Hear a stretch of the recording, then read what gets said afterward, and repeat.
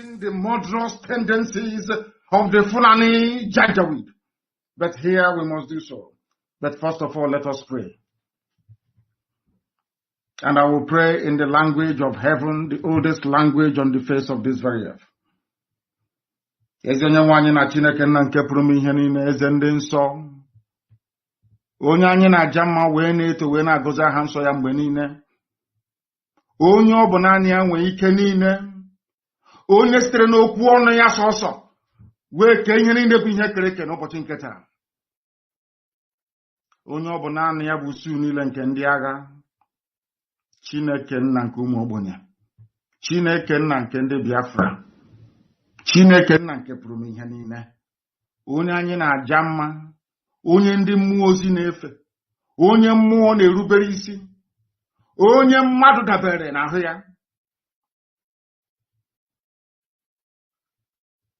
onye ọ bụ naanị ya ka ndị okenye na-atụ mkpọ ọlaedo na mmasị na ọ dị nsọ. Ndị Igbo tụrụ gị ebighị ebi n'ihi na ịbụghị mmadụ, ịbụghị mmụọ, ịbụ Chineke nna. Ọ bụ naanị gị ka anyị na-akpọ, ka anyị enweghị iche ọzọ ewezụga gị. Anyị anaghị efe arụsị. Ọ bụ aha gị ka anyị ji aba mba were n'anya isi. Ihe niile nke anyị bụ n'ụbọchị nke taa bụ site na amara gị, onye nwe anyị na Chineke nna. O nweghị onye ọzọ ewezụga gị Chineke. Anyị wee na-ekele gị, na-asị gị biko bịa ọsọ ọsọ na ndị ụra abatawa ụmụ gị n'ime, ndị ekworo karịrị akarị n'ime anyị. Nna nke ebere dị ngọzi, were amara gị na ebere gị bịa ka iwe zọpụta ndị gị. Anyị wee na-arịọ gị ka iwe mee ngwa ngwa n'ihe na Fulani abatawo anyị ime, ma ọsọ ọsọ gị onwe gị bụ eze ebube dị ngọzi ka iwe zọpụta ndị gị. Ndị niile kuniri si na ha bụ ndị iro Biafra, ndị niile ka ha rabụ ndị kuniri wee na-agba anyị mgba, ka ha rabụ ndị pụtara anụ nna nke ebere dị ngọzi si na Biafra agaghị adị, ndị dị etu agaghị adị. Onye nwe m, ihe ga-abụ nke ha. Ọgbọ aghara ga-anọ n'etiti ụtụtụ ehihie abalị, mkpụrụ obi ha agaghị enwe ezumike. Ị ga-achụghachi ha azụ n'ihere nke onwe ha. Ha niile bụ ndị kuniri wee na-akpagbu Biafra. Onye nwe m na Chineke nna, ị ga-ala ha niile n'iyi, n'ihi na okwu ibu ihe na amen. Anyị wee na-asị ma leta anyị onwe anyị nna nke ebere dị ngọzi, anyị onwe anyị bụ ụmụ gị ndị na-anya isi n'aha nsọ gị, bụ ndị na-emere ọgọ. Onye nwe m, bụ ndị na-achị iru gị mgbe niile, bụ ndị sitere n'aha ha na-abụ ụmụ ha wee na-enye aha nsọ gị otuto. Anyị onwe anyị bụ ndị nwe ezi ịhụnanya ebe nzọpụta gị nakwa. Emere mgbe onye na-asị na nke dị nsọ na anyị ga-ebuli aha nsọ gị elu. Chineke nke igwe, anyị ga-aja gị mma. Onye ka eluigwe n'ụwa, anyị ga-akpụ isi ala nye gị. Anyị bụ ụmụ ogbenye. Onye nwe m, o nweghị ihe ọbụla nke anyị bụ n'iru gị, n'ihi na ọ bụ anọkpa ahụ ka anyị bụ. Ofu ụbọchị anyị ga-anwụ, kama na okwu nsọ gị na-anọgide ma ruo mgbe ebighị ebi. Ihere pụrụ ime mmadụ dị ndụ na nke ebere dị ngọzi, kama ị gaghị ekwe ka ihere wee mee okwu nsọ nke gị, n'ihi na ọ bụ okwu ka iji wee kee eluigwe maka elu ụwa. Okwu nke i kwuru, nkwa nke i kwuru anyị, okwu ọgba ndụ nke i kwuru n'isi anyị, eze ebube dị ngọzi, ga-abịarịrị na mmezu, na Biafra ga-abịarịrị na nke ebere. Ị ga-emere anyị amara gị, n'ihi na ọ bụ naanị gị bụ onye enyemaka, naanị gị bụ onye nzọpụta.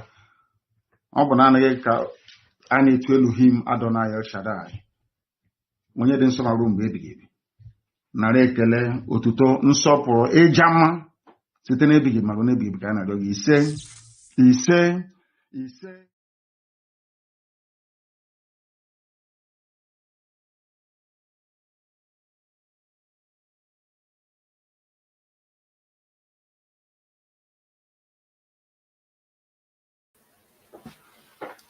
Hello, my fellow Biafrans. This is Mazi Zumezu, aka Nwekwezu. As I welcome you to this wonderful edition, please may you welcome others.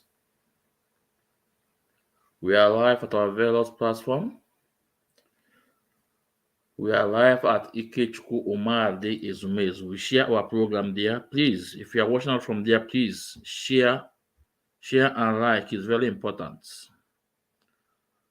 We are also live at Ikechukwu Ezumezu. Please, if you are watching out from there, please share and like. We are also live at Mazi Ezumezu Nwekwensu. This is our page. Please, my fans, the hardcores, please go and follow me on this page. It's very important. Maazi Ezumezu Nwekwensu. That page is very important. Go and follow me there. It's very important we build that page, please. We're also live at YouTube. YouTube is doing marvelous well. I think we are clocking to 100. It's amazing. It's amazing. I will not forget when we are only two people in YouTube. Only 2 people in YouTube. From 2 people to 5 people. From 5 people, we keep on increasing. The YouTube fans, you guys are wonderful. Please endeavor to share our program. Sell it to various groups we belong to your WhatsApp group. Is very important. Because what we are doing here is gospel. So I welcome you, the hardcores. Today's topic is the lies and blackmail and propaganda against Igbos about the Coup, about 1966 Coup. Please tag wounded civilian. All those is shenanigans, all those is lies, all those is the hater he have on Igbos will not lead him to anywhere. Will not lead him to anywhere. But I wouldn't blame him much because there are our brothers that are always they are at his back. Somebody like Udene. Somebody like Udene. Somebody like Osnoichi Eziokwu. Few of them they are giving him go, we'll push you, go, nothing. But wounded civilian, come here, let me educate you. Let me educate you with fact and figure. My program, you guys know my program, Fanatical IPOB. We say things with evidence. We say things here with evidence. So please tag wounded civilian. If you also want to take a challenge, I challenge him. Let him come up. Actually, otimbodombo. Can see you otimbodombo tata with the facts. You guys will remember when I made that statement. I told you that even that Q, the tag Igbo Q, that the first Q, January 1966. I told you that Q was planned.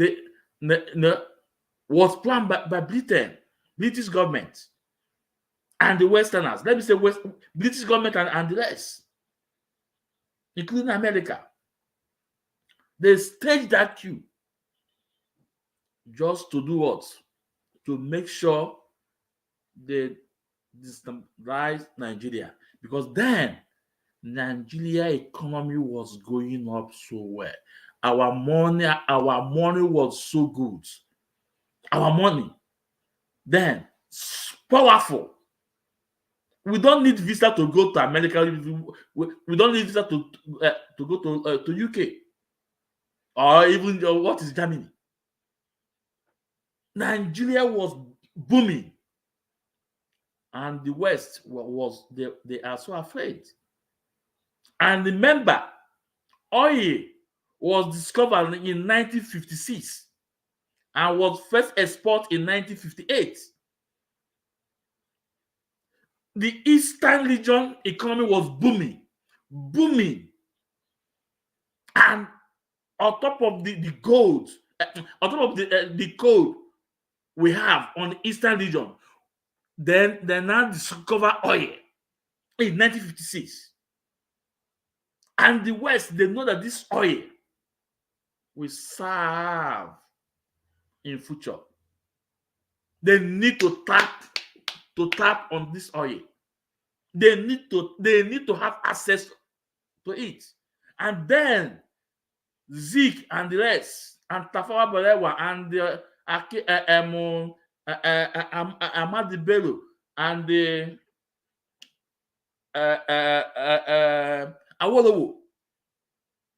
They were pushing for independence. And in the West, the economy was good, was powerful. In the West, the economy was powerful also. Also in the North, they were not doing that kind bad. But among the three regions,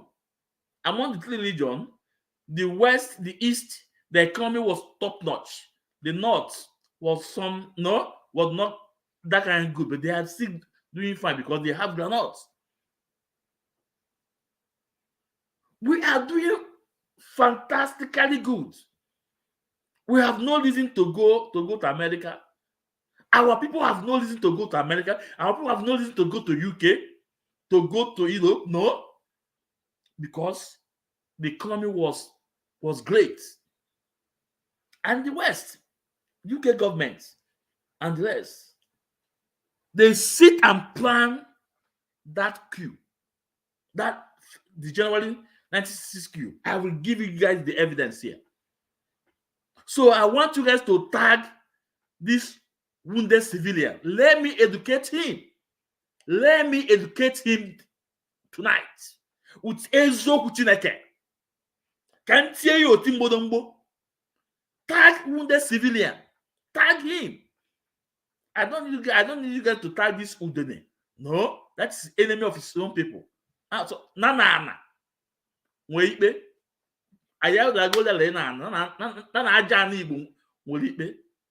but this wounded civilian, tag him, and some of all those Bini, our Bini brothers that are still, having that hate, tag them. Let me educate them this night with fact and figure to prove to you guys, even that coup they tag us as an Igbo coup was planned by the Westerners. And remember, again, in that coup, what leads to the coup doesn't concern Igbos at all.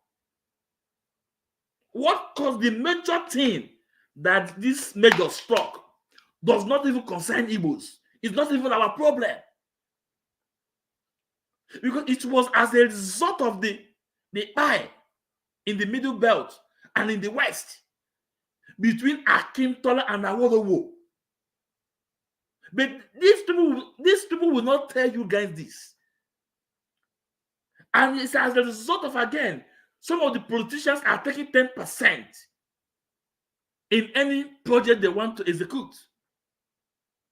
And then Nigeria was zero corruption. The measures, they say no. So this coup was planned. The Western planned it. But even the 5 measures that organized the coup, they were doing it in the interest of the people. Why the people that engineered them know their main gain? I will provide the evidence for you today.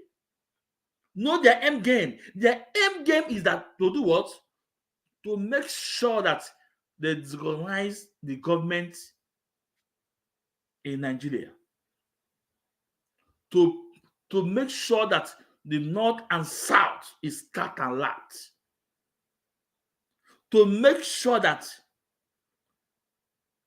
the North will not be able to trust the South. Why the South will not be able to trust the North. And even in the South, they divide us to the West and the East. And the most annoying and painful thing they do was as a result of also buying the people. Remember, even the 5 majors, they agree that nobody should be buy, except what you face on the what you face in the duty when you want to execute your the assignment given to you. The initial agreement that nobody should be buy. But Britain and America, they know what they are doing.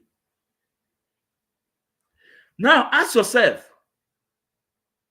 how no people say that Zeke go on leave about his health or something like in UK.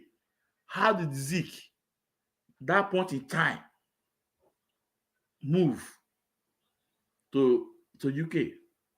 The same Britain that organized it informed Zeke to escape, and the rest will be caught, and that will bring a lot of problem. By the time you buy the other people, and the other people is not by, because if when you are doing something in life, and at a point two people have problem, and the other side lost somebody, they buy somebody on the other side, that issue, before that issue will be solved, it will take by the glory of God. Before that issue will be forgotten, it will take by the glory of God. The Britain plan it in a way that there must be buy in the other side. So the other side will retaliate.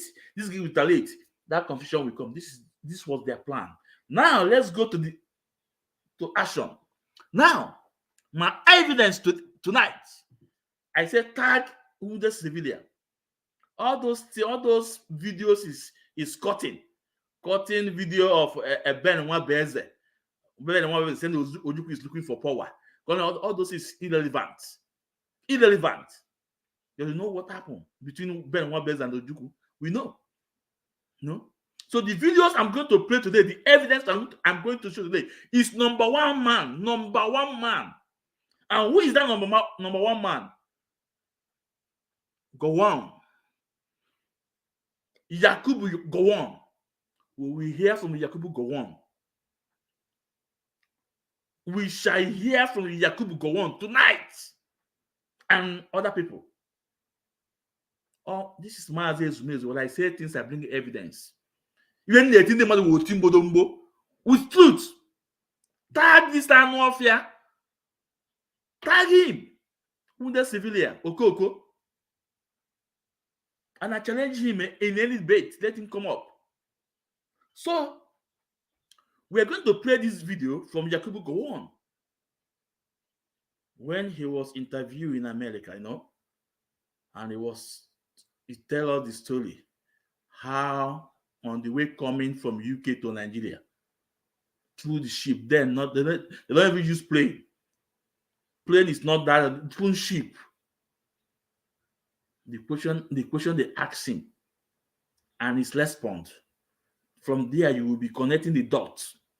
From there, you will be connecting the dots to know that this coup was staged by these people, but they use our people to execute it. And even the majors don't really know the idea. And not forget, even the majors say at the end of the coup, they have to release Awolowo. And one of the majors say, if Awolowo will be released, that means Yorubas is using us. That means that is the game playing. One of the majors say it. I will also present that major for you guys today. First of all, let's go to go on. What he said. I want you guys to listen. If I put the video, I have to take it down because of copyright violation. By one part of the country, on the other. The South feared the Northern domination politically. The North feared the domination of the South educationally, commercially, etc. And I think it is the fear of the major fear of political domination was really what brought about the coup of 1966, which seemed to be one-sided, and it's mainly the northern leadership, both in the political as well as military, that were eliminated, and that engendered the crisis. Now, it was because Ojukwu or the East felt that no, let's start it from certain political disagreement 1970 have been avoided. Could your leadership, in retrospect, have prevented the war from breaking out? Well, I don't know, the civil. The question they asked him, is there any way he could have avoided the war, the Biafra War, 1967 to 1970? Is there any way he could have avoided the war? Let's listen to what Yakubu Gowon said. Please, I want you guys to follow me up. And get your pen and paper because we will be connecting the dots.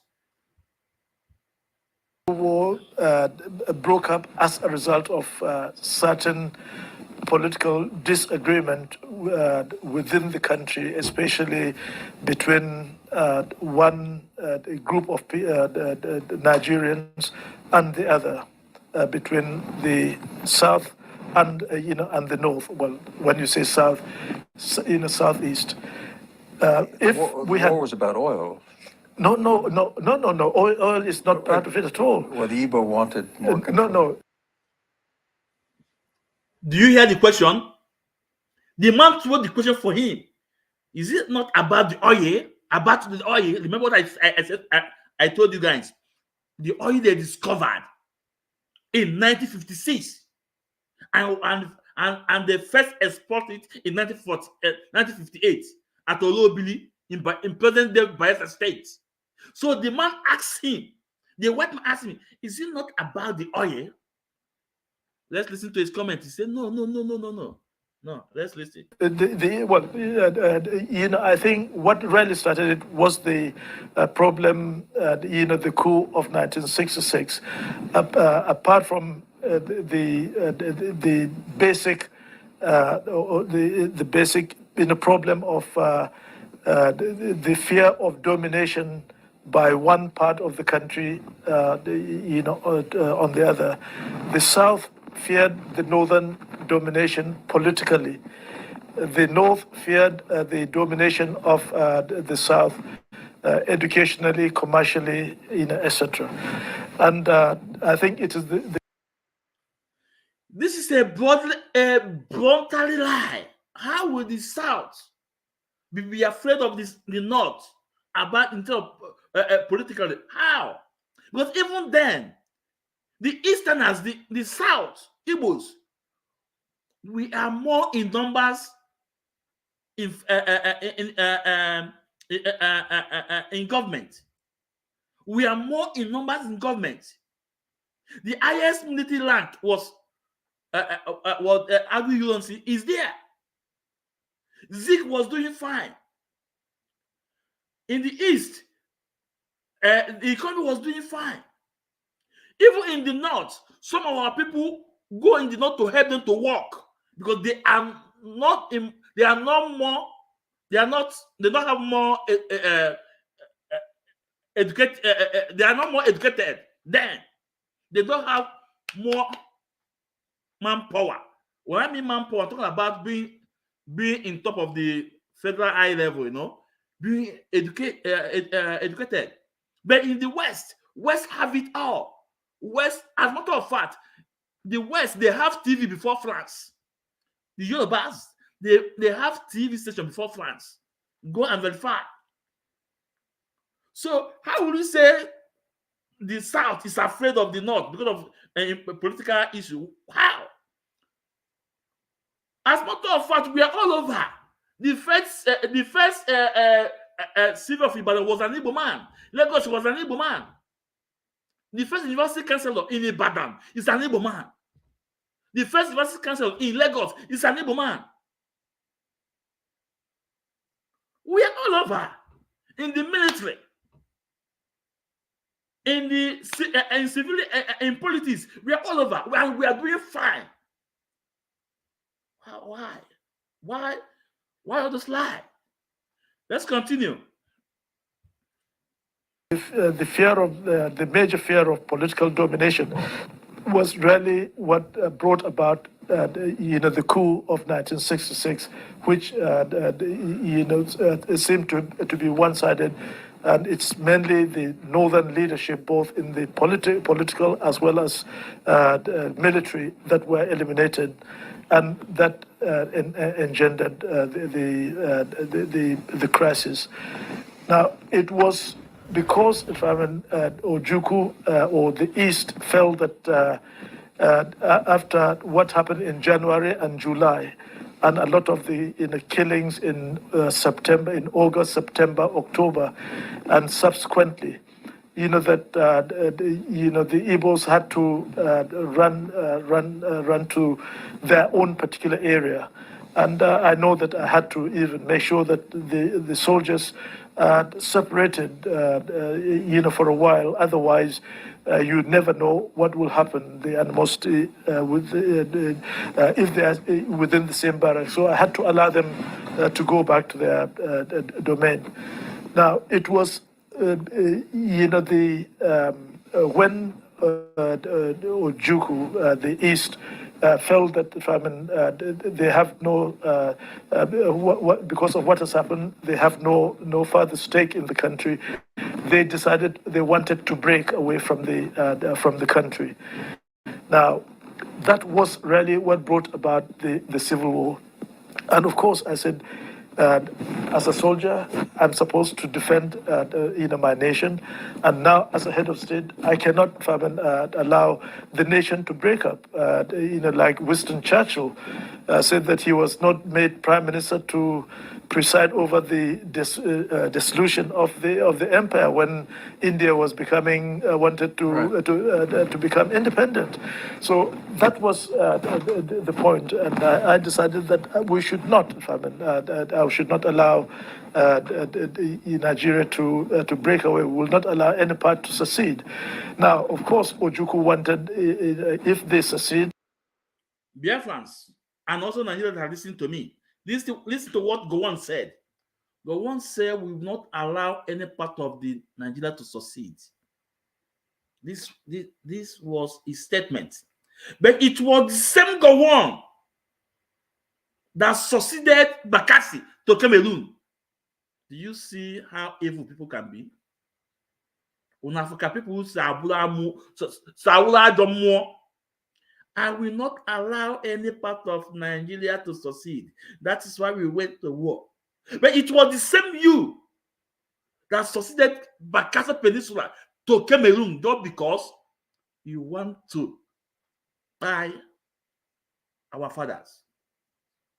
It was the same you that allowed Cameroon to have Bakassi Peninsula today.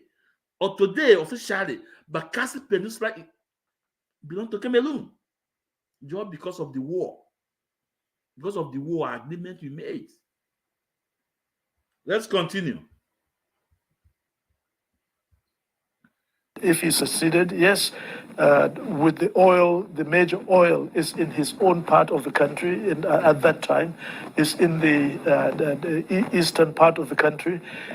Yes, in fact, he would be independent. He would be financially robust, and then who knows? He might probably go even beyond that to start reconquering the rest of the country, so that he can be the president of the country. So the oil is. Do you guys listen to this man to go on?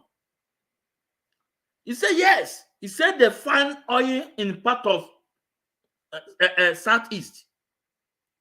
He said if they let him, he will exploit the oil. We have much money, and we can advance to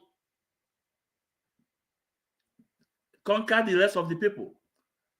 Did Igbo conquer anybody in Nigeria? Igbo is the only race we never conquered anybody. We never. But you can hear what's going on. You can hear the way he's painting the issue. That if they allow Ojukwu, because say we don't find oil from our side, say we go use the oil money to dominate other people. I tell you guys, it's because of the oil, and the people behind it is Britain government and US government. Then let me take it back a bit so you guys can understand what I'm saying. Okay. I decided that we should not, I should not allow Nigeria to break away. We will not allow any part to secede. Now, of course, Ojukwu wanted, if he succeeded, yes, with the oil, the major oil is in his own part of the country, at that time, is in the eastern part of the country. Yes, in fact, he would be independent, he would be financially robust, and then who knows, he might probably go even beyond that to start reconquering the rest of the country so that he can be the president of the country. So the oil is not it became only important to be able to support, to prop up, the regime that was hoping to have the oil. But as far as I'm concerned, that is not, why we're fighting. We're fighting to keep the nation together, and and then to make Nigeria even greater. Was there anything you could have done to prevent the war? Well, no. First of all, the breaking away. Well, yes, we. The man asked him, was it anything he could have done to avoid the war or to breaking away? Was it anything you have done to avoid it? Let's listen to what. Let's one from go on. Let's listen. Every opportunity to dialogue and let us meet together as colleagues, as soldiers, as comrades, to resolve this in the interest of the country. We made all sort of concessions. It is the question. It is when, that was rebuffed. I refuse, to be punitive, and even when I started, made some blockade and stopped certain things being sent to the eastern part, but as a result of intervention, both externally, from either Britain or internally, efforts are being made that, if we remove some of those the restrictions, etc., things would be all right. I readily, did that. And in the end, I was prepared to allow everything, even, not confederation as such. I virtually accepted when we went and met in Aburi, in Ghana. I accepted, that, as far as I'm concerned, yes, we can decide everything together. The only thing that I'm not going to accept is if I'm in any part of the country to say they're going to break away from the rest of the country. Now, it was when that was turned down, that, and then they declared, the East declared UDI. That was when I decided that, there's only one way of doing this, is to start by enforcing police action, not military. My people no, you can see the lies. I told you guys that lies don't last test of time. The man asked him, was it anything he could have done to avoid this Biafra war? He started talking about Abuja Accord. And he said that he accepted everything, but the only thing he cannot accept is no country, the country should not divide. Did Abuja Accord agree that Nigeria will break away? Will any part of Nigeria will break? Is hell no. The answer is no. The answer is no. That was not the agreement of Abuja Accord. The journey of Abuja Accord was that every region should be on their own again and start operating. Have their own police, have everything. Have their own bank. Pay tax to the center. But you can see this man there, he lying. That he agreed in Abuja Accord, and he said that no any country should be separated. Now, let me play this video. Hold on. I want you guys to listen to him, to see the lies of Yakubu Gowon. He's alive. You see what is happening to his people.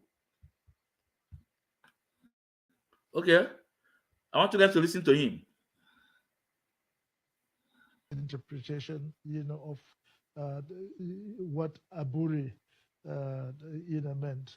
And from Ojukwu, he says, on Aburi we stand.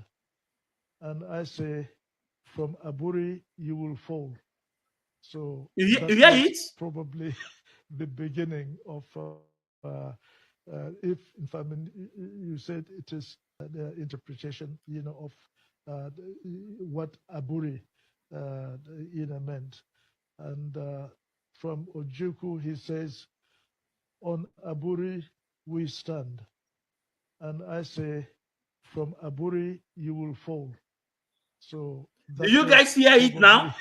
Now, of if in fact you said it is the Aburi agreement, that you are using, interpreting the way you want and the way you want to force it on the rest, then of course we also have a way of resolving, that issue. But the civil war, unfortunately, had to happen as a result of breakdown of that Aburi agreement. Agwa m ibe na-eti ndị mmadụ oti mgbọdọmgbọ ka m na-eti ndị mmadụ wute eziokwu Chineke. Because then, here, it was when he was still young. After, no, here. Police action. Here.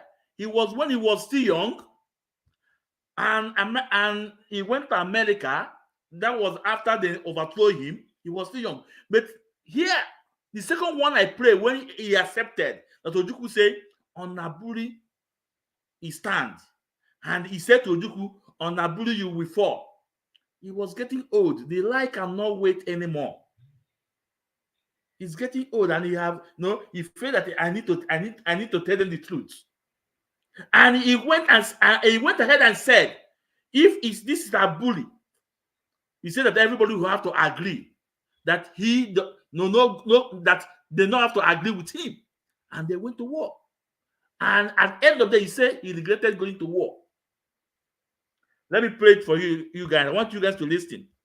Take a very good exposition. That this stupid guy, what is it called? Meant. And wounded civilian. On Aburi, listen. We stand. Yeah. And I say, from Aburi you will fall. So that was probably the beginning of, if in fact you said it is the Aburi agreement, that you are using, interpreting the way you want and the way you want to force it on the rest, then of course we also have a way of resolving it. Are you guys with me? Now, so if it was if it's Aburi agreement, you want to target on us, now we all will have to say no. But here in America, he was telling the white man that he agreed everything about Aburi Accord. But no sessions should succeed. But in Aburi Accord, no country want to succeed. In Aburi Accord, everybody have to be on its own. In Aburi Accord, you have the resources control. You control your resources. I say you guys should get a pen, because we are going to the point where I told you that it was the Westerner that sponsored that coup in Nigeria. They created problem in Nigeria. They played the role of the good, the bad, the ugly. They played the role of these things. The good, the bad, the ugly. Get a pen. We have to connect the dots. Now, let's continue with this. Feeling that that was when he invaded and took over part of Nigeria, the Midwestern Nigeria, overnight, within 24 hours, and then making an effort to come to Lagos to unseat me. That was when I gave orders for full military action, to check his advance, and then to push him back to his enclave, and then in the end, of course, ensure that he is defeated, totally defeated. That was it. Now, yes, it could have been avoided, because all that I have said is that accept to be part and parcel of the country, and every other thing can be discussed. We have agreed, for example, to any appointment, any decision, it has to be by concurrence. Now, which meant at any time he can probably say no to what we want to do, because it does not suit him, and therefore probably you would have had a great difficulty in getting things done and achieving the sort of good governance that you want. It was when that failed, when when they failed to accept the accommodation that we were able to that we were prepared to offer, that in the end we had to do something to keep Nigeria together, because certainly, as far as I'm concerned, I'm not prepared to to preside over the dissolution of Nigeria. That was Nigeria was entrusted to me as one nation, and I certainly will not allow it to be broken up by allowing one part of it to break up. And that was why, in the end, the only way to do it is, how do we remove that area of political domination that they feared, the fear of the North as a big monolithic part of or chunk of the country. As it is, it will always have the majority in Parliament if it is left as it is. So we decided to find the best solution, and in the end came to the decision that we must break the country into more states instead of the 4 regions, which each of them would have been big enough to form a country of its own. And so if we're able to do that, then you remove the fear of that political domination, and you have a number of states equal in every respect, and they will be part and parcel of a federation of number of states in Nigeria, and developing at their own pace, and the federal government helping to ensure that that development is done in such a way that it is the whole country that will move forward into the sort of development and progress. So, my people, let me say something here. Please, those that are watching me on Facebook, please hit your like button. Those on YouTube, please also hit your like button, please. Show some love. Do you guys understand today that it was because of oil they created state in Nigeria, just to divide Igbos from their brother? That's why today Wike will tell you that it's not an Igbo man. That is why today Wike will tell you it's not an Igbo man. The only reason why state was introduced in Nigeria was just to divide Igbos, to divide us as a people. They will tell you Ika is not an Igbo. They will tell you Ogwashuku is not an Igbo. But things is turning around now. Things is turning around. So they divided us because of oil. You can hear what he said. They divide us so that fear won't be there anymore. That unity won't be there anymore. So they introduce it, they divide us for we not to unite. Do you guys understand the game? To tell you this thing is not, it didn't start today. It didn't start today. Mazin Nane Kanu was saying all this, preaching about this, saying this. Let's continue listening to go on. We are coming to that point where you guys understood that. We understand that the Westerners, their hand there for the coup happened in 1966. We are coming to that point too. I don't forget. That we wanted. Let me ask you a quick word about reconciliation after the war. What were your principles? Well, right from the beginning, it was not a war. As far as I'm concerned, it was not a war. Do you guys understand the question the man asking? What are your principles about reconciliation after the war? Let's listen to go on. War against the Igbos as such. It is only a war to keep the country together, to return them back to the fold. And for that reason, I refuse to refer to them as enemy.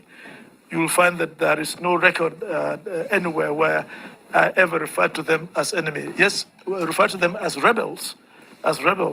I think there are wars like that in the American Civil War, isn't it? I think Lincoln, that's what he They called. were referred to as enemies, yeah. Oh, enemies, but I think they require, but rebels as well. Rebels always. But honestly, I only call them, rebels, but not enemy, because if you call them enemy, you would destroy an enemy, and you would try to destroy enemy totally, and for that reason, I did not, call them enemy. And right from the beginning, we started with a code of conduct, how our soldiers should behave towards the people in the East. And we kept our words that once they come back to the fold, all will be well. And so when the capitulation came, I accepted it very, very quickly, and made a statement that there is no victor, no vanquished, except but victory for good sense, common sense, and love, of your country and your brothers and sisters, and therefore we must do whatever we can, to heal the wounds of the war and move forward. And in that regard, I thank God for the loyalty of the troops, because as soon as that was over, I received the information that they are prepared to hand down or to give up their arms. As far I sent a message to the soldiers, to all my armed forces. A moment ago, you were fighting them as rebels. I would like you now to become soldiers of peace, and ensure that we keep our word and promise that we are not fighting them as a people, but but fighting to make sure that they return to the fold. And now that this is the case, help to achieve this, and this is what the soldiers did. They hung up their rifle, they emptied their weapon, and hung their rifle, gave their transport to take the old people, the sick, the women, etc. to their destination. They shared their ration, the medicament, etc., and that was what happened. This was a very vicious civil war, however, and it was, and very, very bitter. So it must have taken unusual skill to provide for reconciliation. Well, true enough, but I think there was the willingness and the spirit from both sides. We were determined, to fulfill our word of honor that we are not fighting them as enemies, and and that's what it is. We will help them to recover as quickly as possible. They also, from the other side, you can see the blatant lie. You were not fighting us as an enemy. So you are fighting us as a girlfriend and boyfriend. You are not fighting us as an enemy, but you went abroad to seek the help of Russia. You are not fighting us as an enemy. You went abroad to seek the help of Egyptian pilots. You were not fighting us as an enemy. You went abroad to seek the help of Saudi Arabia. You were not fighting us as an enemy. Chineke ya akpọrọ ọkụ, this man. Chineke ya akpọrọ ọkụ. Chineke ya akpọrọ ọkụ. Do you guys know that it was this man, Yakubu Gowon, that take Nigeria to OIC? Unama. It was Gowon that take Nigeria to OIC. Islamic countries. It's Gowon. He take us there as an observer just because of doing the war in 60s. And in 1986, Babangida registered Nigeria full-time as Islamic State. Up to today, Nigeria is officially an Islamic State. Go and verify. It was Gowon that did it just because of the war, Igbos. And he said he were not fighting us as a rebel. Let's go. Let's continue. They probably had enough of the war, and they wanted to give me the trust. And they said, "Okay, let us trust him and see whether he can fulfill his words." And we did.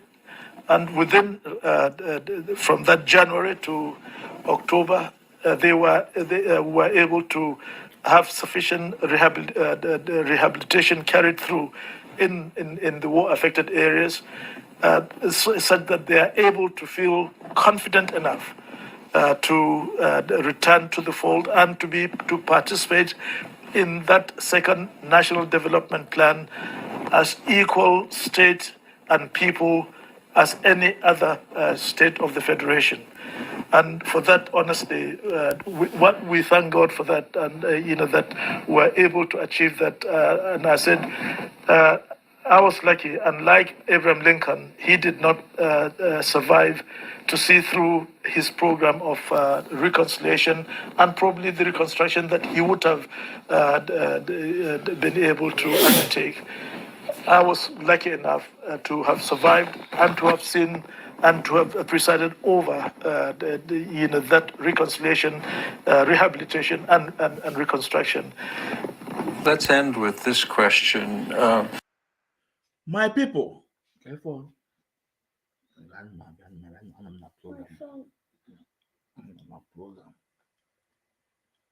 My phone off. Okay, this is not charger. The way about no one now. The way about. No. My people, look at this. What this man is saying. The three hour on any person in East. The three hour, the reconciliation, the rehabilitation, rehabilitation. On everybody, nothing. But look at what he's saying here. Now, I say you guys should get a paper and a pen. I want to prove to you guys why I say that UK government and American government, they are all involved in that first coup just because of oil. Now, let's go. Hold on.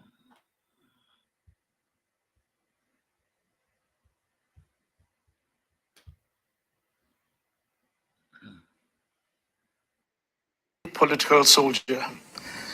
And as far as I'm concerned, I never had any ambition whatsoever to lead a nation, and certainly I have not been trained, to govern.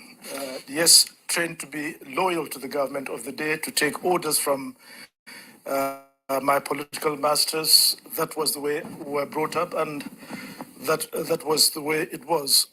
Until 1966, January 1966, on the 15th of January 1966,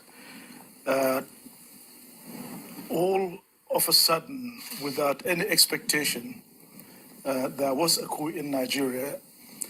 Now, prior to that, I think it may be interesting to know. I was on my way back from a Joint Services Staff College in Britain.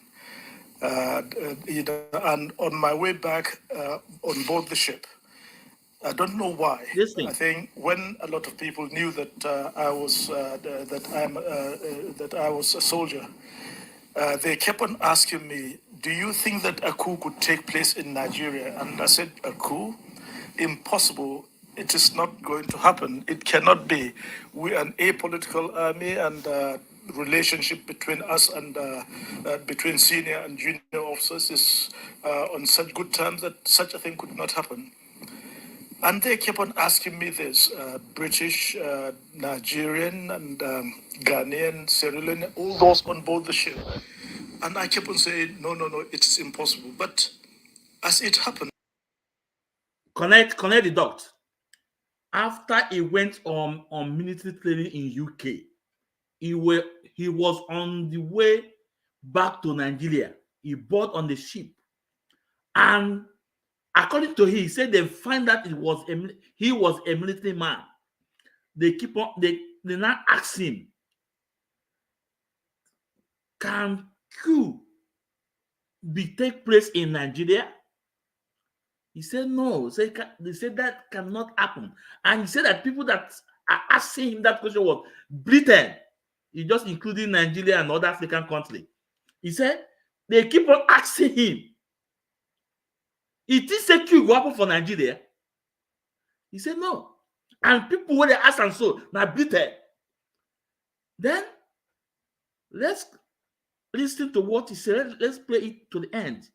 I want you to just before we got to Ghana, before we got to Nigeria, during the 13 days trip, there were 3 coups in Central and West Africa. 3 coups. Yeah. And one of them, I remembered, I said, goodness gracious me, it was in West Africa, either Togo or Dahomey at that time, Benin now. And I said, goodness gracious me, it is getting too close home for comfort. And so when they asked me that question again, I decided ask him again. Let me be a philosopher. Nothing is impossible in this world. But I hope if such a thing happens in Nigeria, a few loyal ones of us will deal with the situation and return the status quo. Okay, let's keep you on. No, you can see the kind of laugh where the white man laugh. He said when they keep on asking him again, it is a coup will happen for Nigeria. Now from there, I can say, well, let me be a philosopher. If coup happen in Nigeria, that he have the good men that will fight and put and restore the power back. I want to play this clip again. I want you guys to listen. Please listen very well. A political soldier. And as far as I'm concerned, I never had any ambition whatsoever to lead a nation, and certainly I have not been trained, to govern.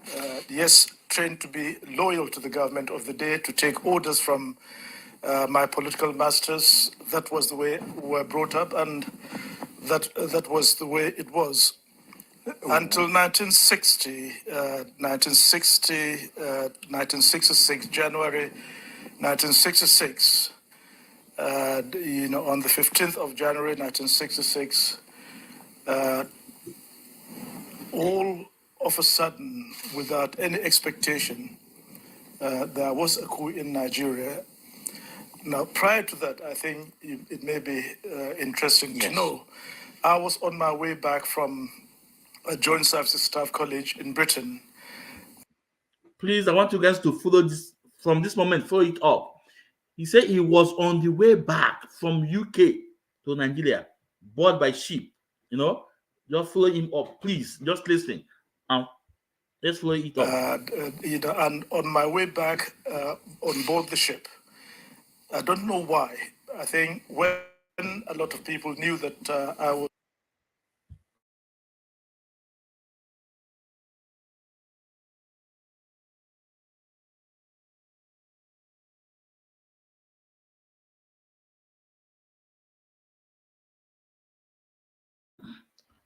Listen.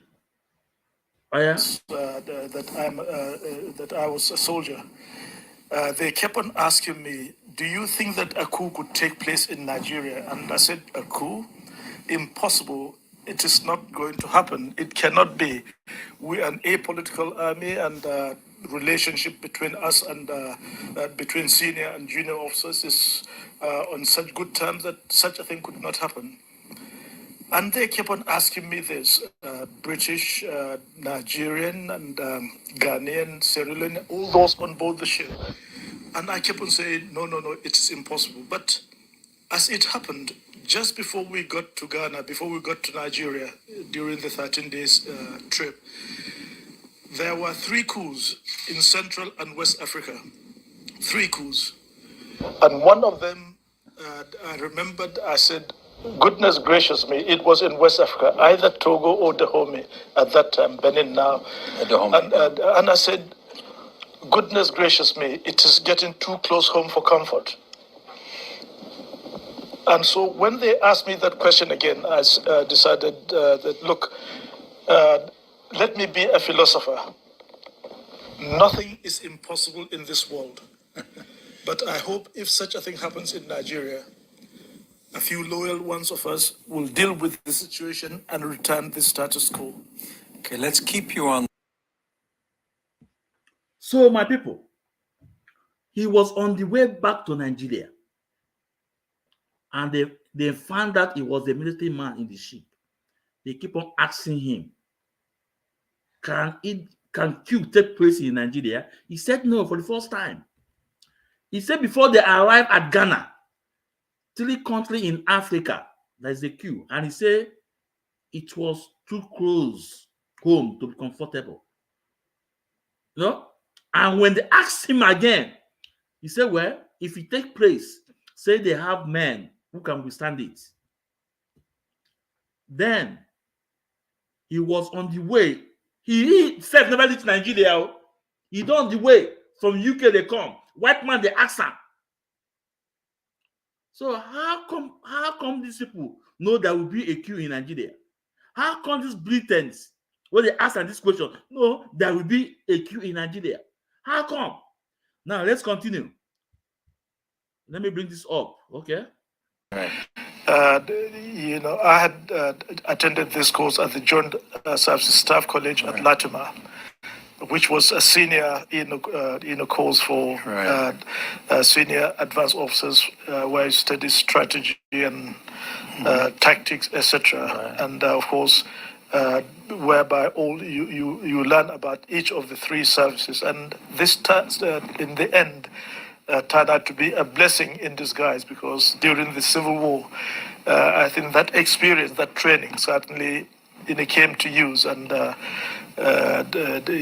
was able to apply some of what I learned in getting all the 3 services of the Nigerian armed forces engaged in fighting our civil war. But in Accra, when we got to Accra, and there was this coup next door, and I said it was getting too close home for comfort. But I hope if such a thing happens, the few loyal ones of us will deal with the situation. And we got into Lagos the following day, and we could not get out of the boat on time, because I think there was a problem in getting the ship onto the quay. And so late in the evening, we were able to come out of the boat, and I went to go and pay my respect to my new brigade commander, because I'm being posted to his brigade, 2nd Brigade in Lagos, and he briefed me about what was happening, and told me that I'm going to command the very sensitive unit in Ikeja. That is the unit that gave protection and defense to Lagos. Now, as far as I'm concerned, well, there's a new appointment. And I said, what of holiday? What of leave? Disembarkation leave? He said, no disembarkation leave. I'm afraid not for you because the situation is quite serious. I think there are certain reports of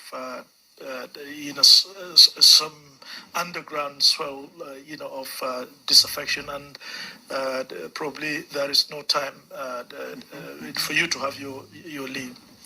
So I accepted, and I went to see the Adjutant General, and who took over from me as Adjutant General at the headquarters, and he briefed me about the situation and told me that yes, my posting has now been made to second division, second brigade, as the battalion commander in Ikeja, and that I'm expected to go there straight away. And so I went. Now, I did not realize, because I've just returned, I did not know what was happening, what was brewing at home. The only inkling of some crisis was when I was opportune to meet one of the senior officers who was attending the Imperial Defence College course in London, and we met him in the company of our former General Officer commanding the Nigerian Army, a British general, and he was giving us the background of a threat or a security report or threat, of probably a coup, but however it is being handled now. So that was probably the only.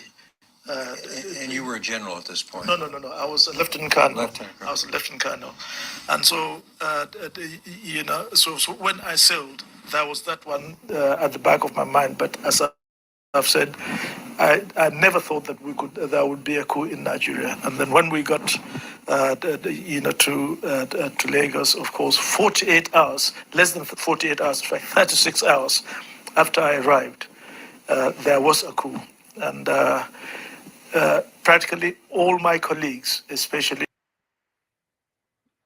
Do you guys listen to him? 48 hours after he arrived from UK, there was a queue. And this is the same queue they were telling him in the ship when they are boarding to Africa. And according to him, he said some Britain asked him, could there be queue in Nigeria? He said no. Then before they get to Ghana, 3 African nations, there was a queue there. And he said to them, okay, maybe, yeah, let him be a professor. 48 hours, he arrived in Nigeria, there was a queue. In fact, even this guy, maybe he had no clear. Yakubu Gowon go no said queue one apple, maybe because he was in UK. And maybe they sent him back because they have planned strategically what to do, people will take out. So now you can see that the Britain informed him that there will be queue in Nigeria, according to him. And 48 hours when he arrived in Nigeria, there was a queue. Now I want you guys to listen to this video. This video I want to play from Okuta panel. I want you guys to listen to this video. Let's connect the dots.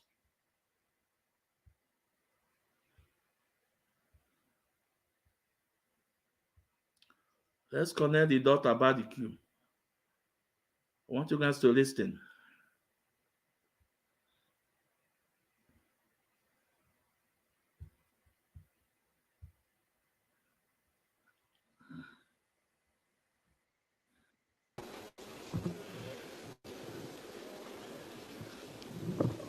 Mr. Chairman, the Secretary to the conference, distinguished delegates, I will be very brief. There will be no padding. I wish to thank the President for this opportunity for re-engineering the country. I wish to go straight to say that the problem we have in this country is because we have suffering from mental slavery. Over 300 years ago, our parents sold our brothers and sisters into slavery. 300 years later, we are not different. We are still selling ourselves into slavery.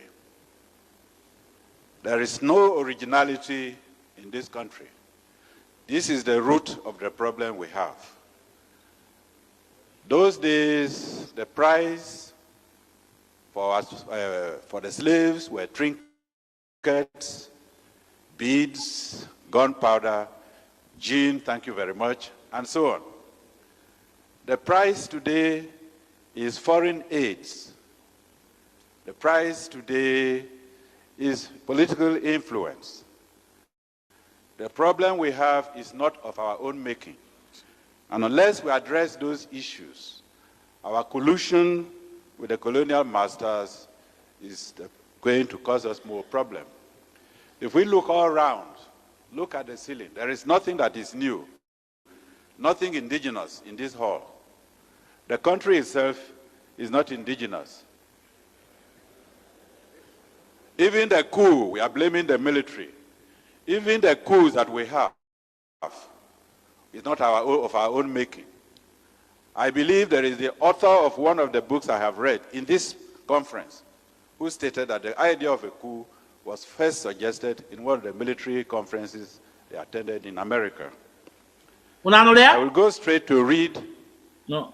With our permission that we have, is not of our own making. Look at the ceiling. There is nothing that is new, nothing indigenous in this hall. Listen. The country itself is not indigenous. Even the coup, we are blaming the military. Even the coups that we have is not of our own making. I believe there is the author of one of the books I have read in this conference who stated that the idea of a coup was first suggested in one of the military conferences they attended in America. Okay, bam. I will go straight to read. Let's stop here. My people, now connect the dots. Then who are the people that's going overseas for a training, for military? People like Gowon. Gowon said it was in America, it was in UK, on the UK, down to Africa. When he bought a British people were asking him, could there be a coup in Africa?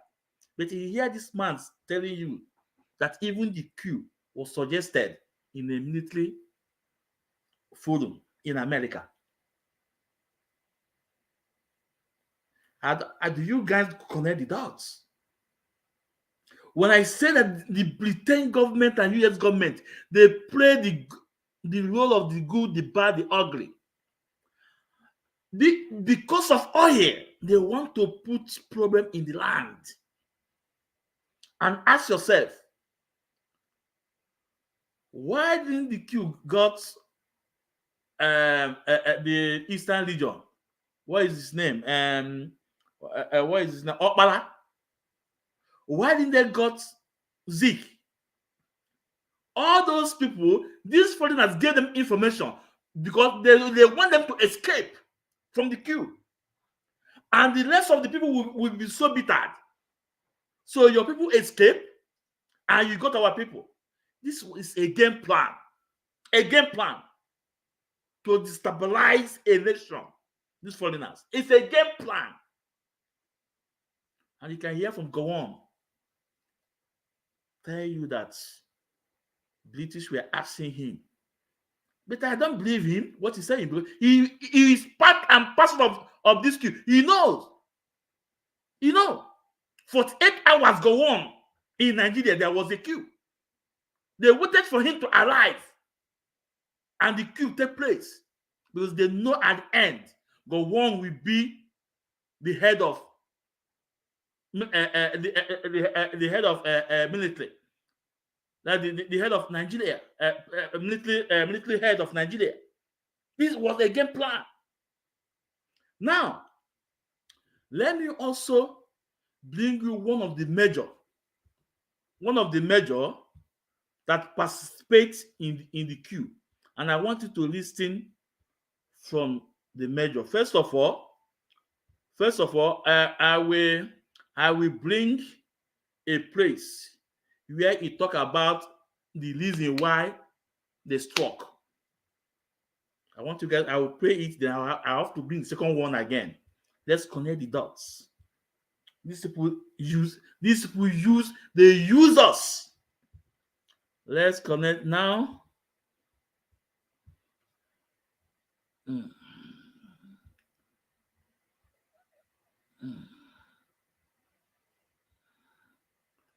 Let's connect the dots. Where is it?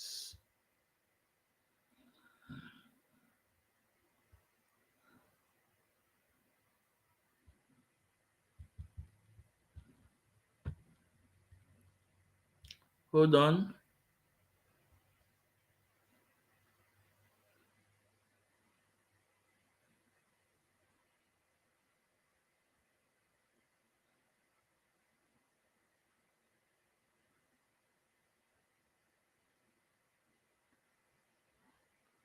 Okay.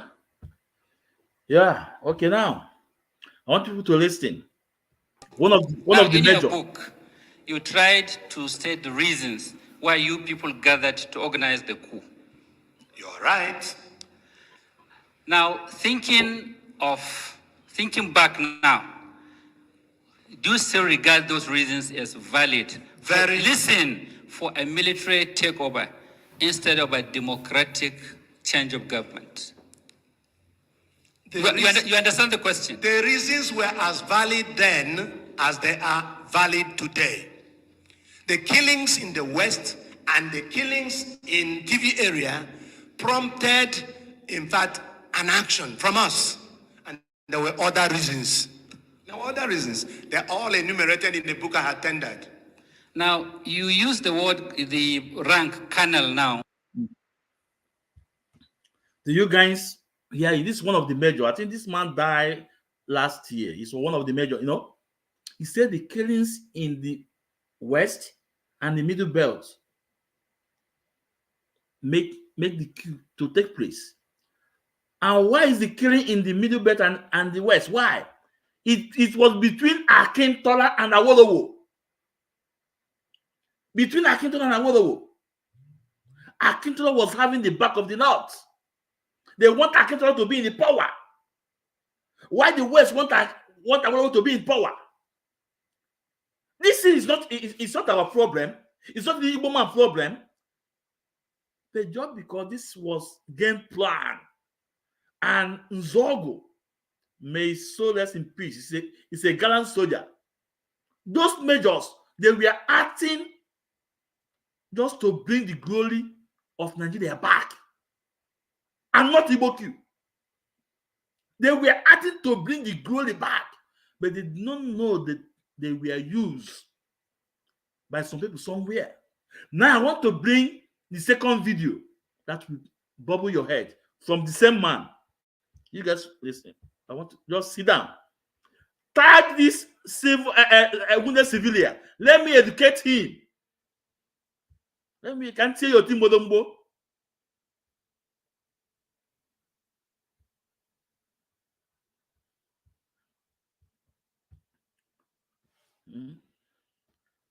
Now, people may understand that coup as an Igbo coup because over 90% of those planning the coup were Igbos. Is that correct? That is not what I said. What did you say? What I said that people might take this to be an Igbo coup. But I didn't say 90% was not there. Why did you say so? There was no 90%. Why did you say people might? I asked Onwa Toegu who are in this. He named certain people. Although he named Ademoyega too, I felt Ademoyega is not an Igbo man, he's a Yoruba man. And this man was called in the last minute for the coup. There were 5. And he asked them, who is involved in this coup? And they told him. And he mentioned the Yoruba man that was involved. And you will hear when he said, it's like they are using us. When he was told that after the coup, they will release the Awolowo, he said, oh, it's like they are using us. Uchi appear n'isi, pam okoya n'isi. All the kind of they use Zayo. Because the names of the majors, the majority of them are Igbos and few Yoruba. There. He said they will tag this thing to be Igbo Q. Why at the end of the day we do this job, we will now went back to release Awolowo. It's like they are using us. Now let's listen to the man. That the Nigerian public, being tribalistic, would deem this as an Igbo coup. I said so. But that is what is called value judgment. Okay. In other words, not taking into consideration the facts. Now, if you read that thing down, you would have seen where he said, oh, but we're releasing Awolowo. Do you know what I said? In other words, the Yorubas are using us. You failed to read that one. You read about the thing being an Igbo value judgment. Okay. In other words, not taking into consideration the facts. Now, if you read that thing down, you would have seen where he said, oh, but we're releasing Awolowo. Do you know what I said? In other words, the Yorubas are using us. The Yorubas are using us. The Yorubas are using us. The Yorubas are using us. The Yorubas are using us. You fail. My brothers and sisters, have you now connected the dots? This is the Igbo Q. This is the Q they tag Igbo Q. And Yoruba was among the top head from the West, and the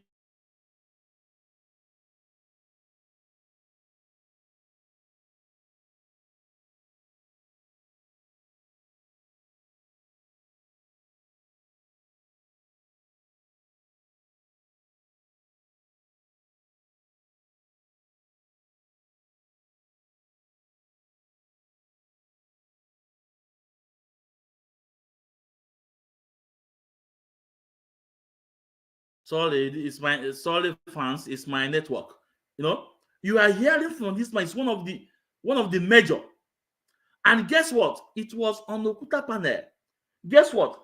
At the end of the day, when they are trying to find out the genesis of this coup, guess who destroyed the Okuta panel? It was the North.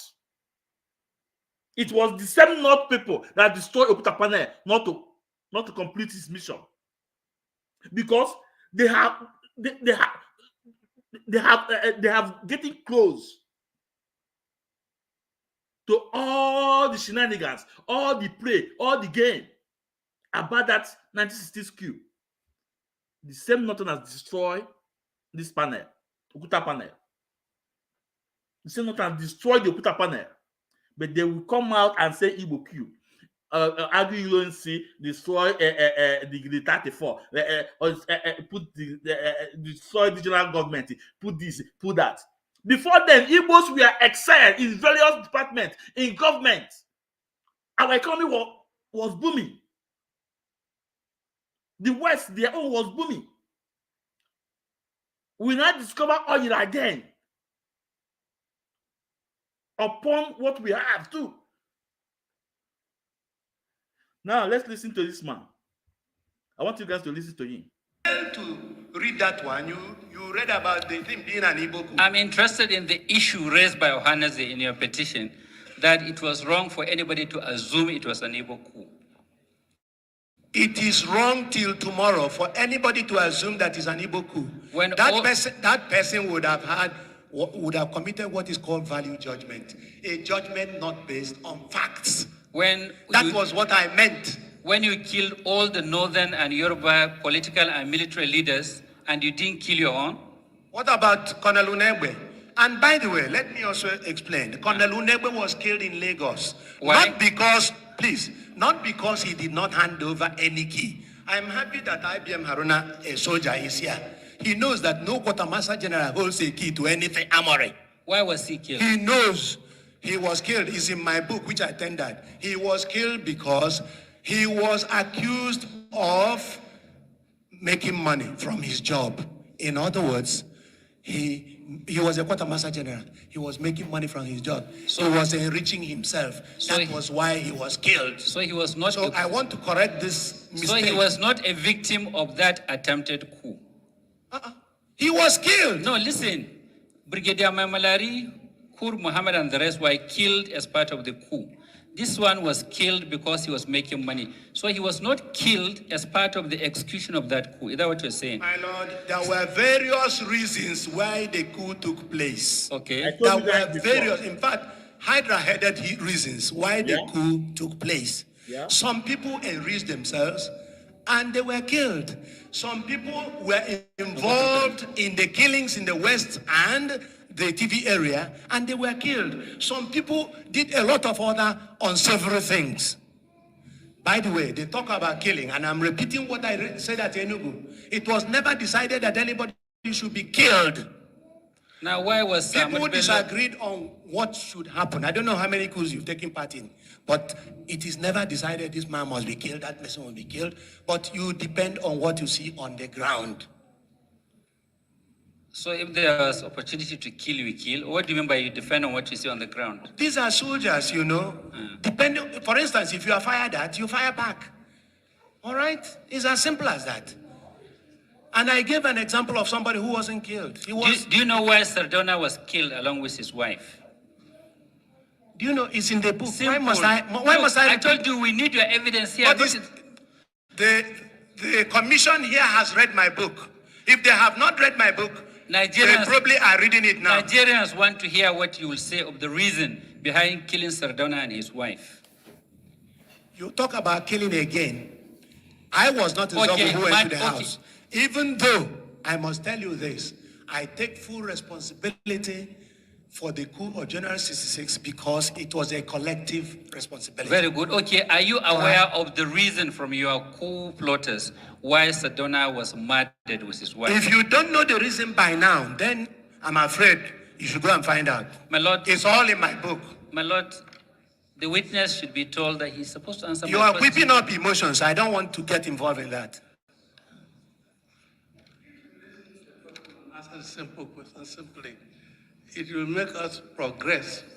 And then when counsel is asking, you have no right to retort. All right, sir. Thank you, my lord. Sorry, my lord. Now, you said there were always reasons why they kill. Why was, if you know, Sardona killed along with his wife? Nzogu attacked Sardona's residence. Nzogu, if you read the script, was attacked himself. And that was why they had to kill him. Nzogu returned fire. Nzogu, if he were alive but he's dead, would have told you exactly why he did what he did. What we wanted to do was to overthrow the government of Nigeria.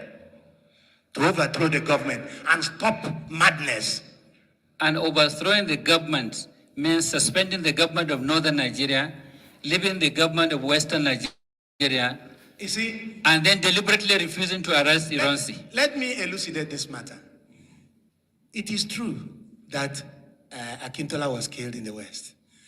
And then Fani Kayode was arrested and taken to Lagos.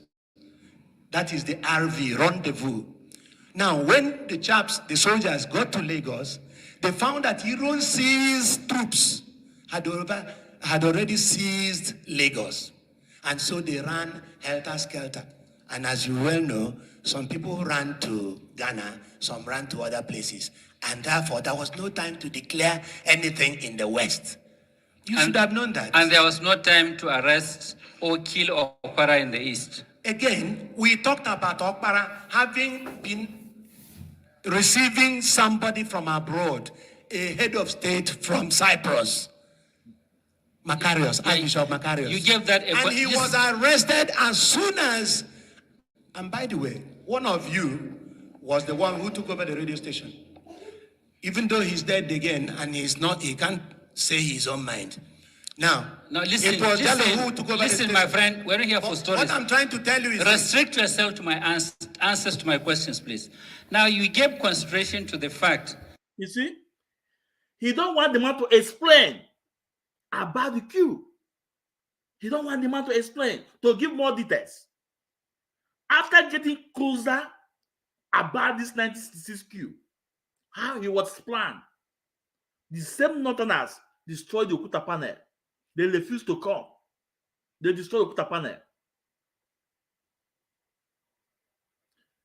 somebody like this Anuofia, they call themselves wounded civilian, will be talking nonsense, nonsense, trying to blackmail Igbos, nonsense. I said, tag him here, let me educate him with fact and figures. All those on a query. Now let's continue.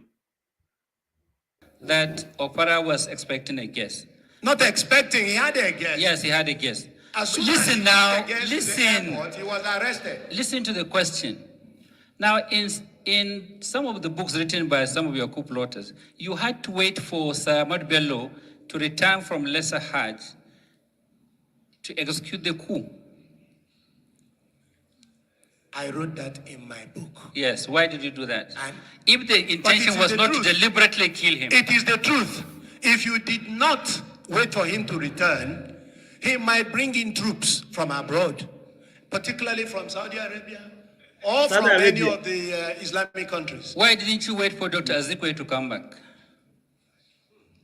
I haven't even thought about Azikwe because, you see, he was so innocuous that, in fact, as far as we were concerned, he was not endangering anybody. He was not because he is Igbo? No, not at all. Why? There were others who were not Igbos, who were not endangering anyone. What about Awolowo? Was he killed? Now listen, recently, you know Chief Ajuluchukwu? I know Chief Ajuluchukwu is my brother. Yes. Yes. He recently gave an interview. Yes. And he said Dr. Azikwe was aware of the coup, and that was why he left the country. Are you aware of that? Simple. Say that again, please. That Dr. Azikwe was aware of the planned coup, and that was why he ran out of the country. If Ajuluchukwu said that, it's not the issue. Whether you are aware, that's the question. No. You don't put words into anybody's mouth. If Ajuluchukwu said that, he is entitled to his own views altogether. I want to hear your own view. I want to hear your own view. But I will be surprised, in fact, shocked if Ajuluchukwu ever said that. But all the same, I said I will be shocked because you people are prone to, putting words into people's mouths. Now, the thing is this.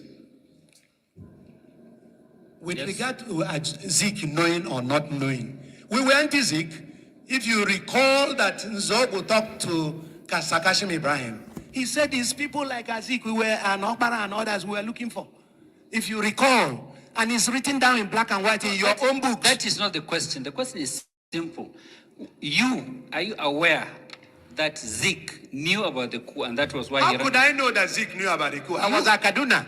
I was resident at Kaduna. How did you know that they killed Tafa Balewa in Lagos? Say again. How did you know they killed Tafa and they could not arrest Iran? From the radio. Why didn't you hear this from the radio? You were part and parcel of the coup plotters. You know all those who sponsored you, and you know those you dealt with. My lord, no coup plotter. My lord, no coup plotter is ubiquitous. It is not everywhere. You were aware that during the period you were planning the coup, there was Commonwealth Conference holding on in Lagos. Of course, I know. And even when it came to a close. And yet you killed Tafa Balewa, you killed Brigadier Maimalari.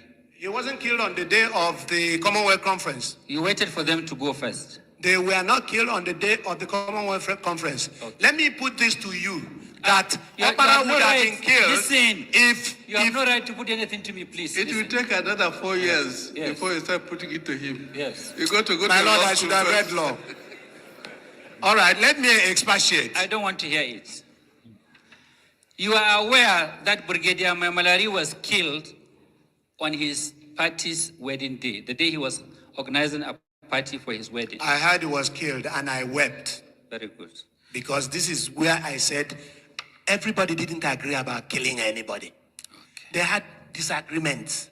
So people were allowed to use their initiative. What you see on the ground is what matters. I wept because he was my mentor. He was captain when I was an officer cadet. Now, were you told why Sir Abubakar Tafawa Balewa was killed, was murdered, and his body thrown in the bush? I was even told that he wasn't killed.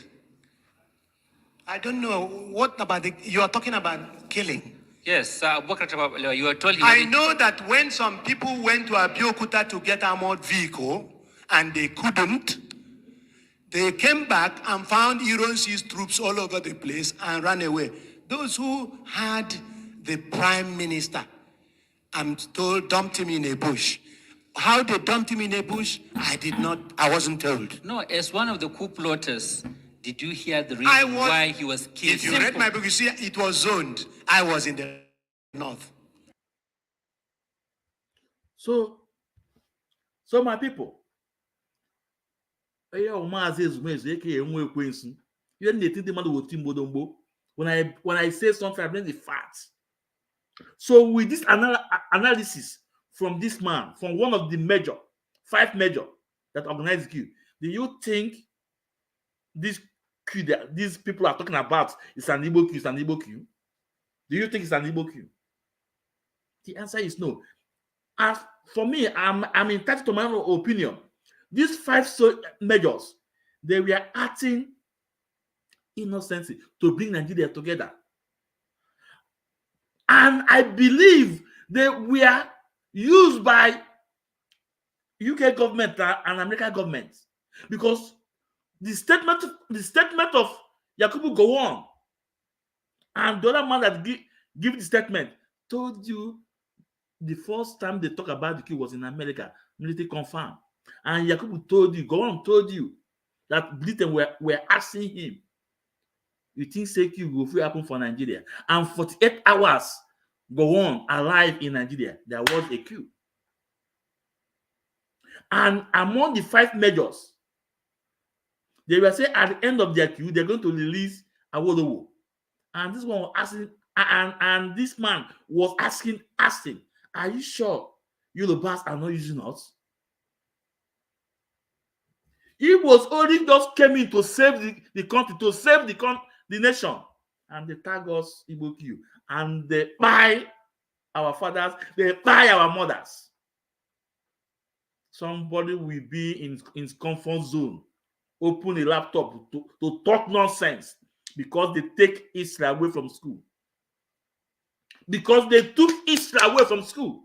If they did not took Israel away from school, why would somebody will open his laptop to deceive you with the gullible message he's dishing out? Look at my message. When I say things, I bring out the evidence. I bring out the video. Go and verify. Go and verify. Now let's go back to go on. Let's go back to go on. Let's go back to go on. Let's go back to go on.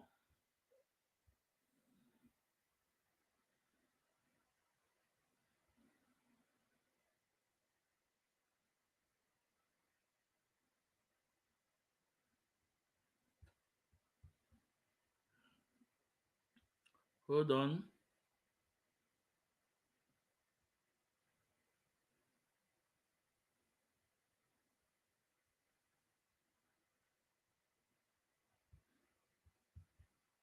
Let's go back to go on. I want you guys to listen to go on.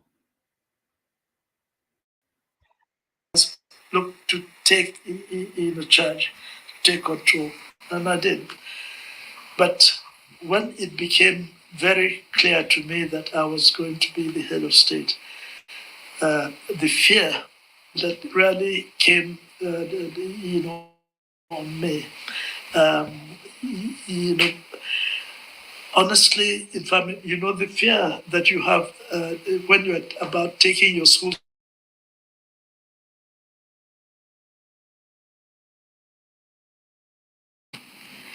after the vacuum.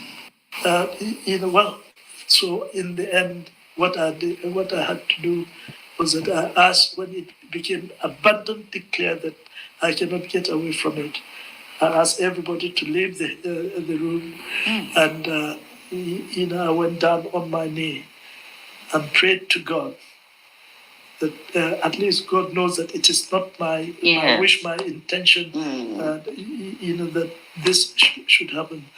But right the way through, He has seen me through.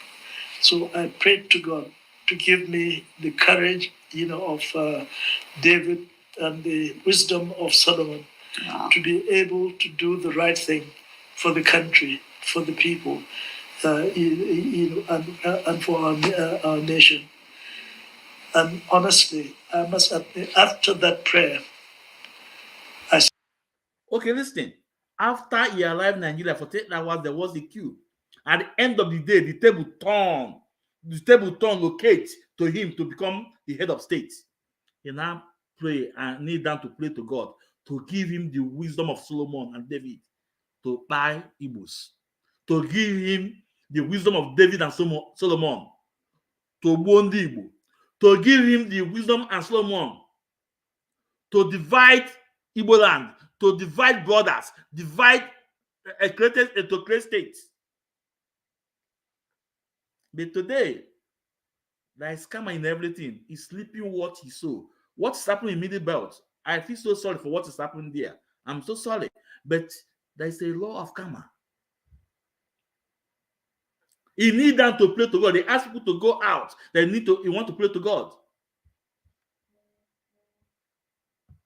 He want to pray to God. He asked God to give him the wisdom of Solomon and David. To iji wee gbu ndị Igbo. To iji wee kerisie ana Igbo. Kerisie ụmụnne. Today, onye Imo steeti na-asụ onye Igbo nke ọlụ onye Anambra. Onye Anambra asọkwa onye awụ onye Imo steeti. Onye asọkwa onye awụ onye Nsụka. But before, not like that. We are one people. Thank God for these guys that are doing wonderful well. Nna Amen and Igbo Ezuo and Mazi Dibe. They are doing wonderful, and Deputy Jesus. Thank God for them. They are trying to bring us back together again. They divided us just because of the oil. The one say, no stable, where you are Chineke. Go hear the wisdom of Solomon. Hear the wisdom of David. Go where ndị Igbo, ndị Ogbu na, you know. Chineke ya kpọwa ọkụ. Only God knows the reason why He's keeping you alive. For you to see the evil you committed, how it's coming back to you.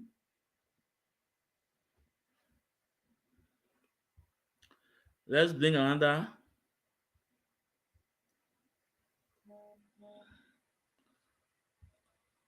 Let's get another one.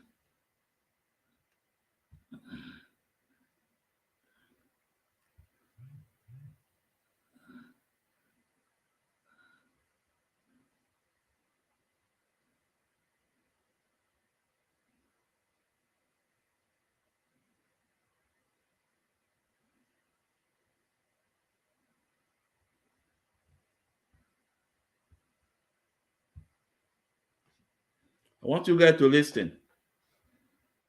The Civil War. You led the Civil War. Can you tell us the lessons you learned after the war so that the generations that has not encountered war will understand why it is necessary to maintain peace at all costs? After the war, after the Civil War, I know what various people went through. Now, honestly, war is not something that you wanted to do. I was only forced to do it, but not to fight the people, the old people, the pregnant women, children, etc. No, I think it was, I gave instruction to I want you guys to listen that he was forced to go to war. Who forced him to go to war? That is the question. Who forced him to go to the war? Who forced him? Let's take it back again. I want you guys to listen to him. Listen to him. Listen to him.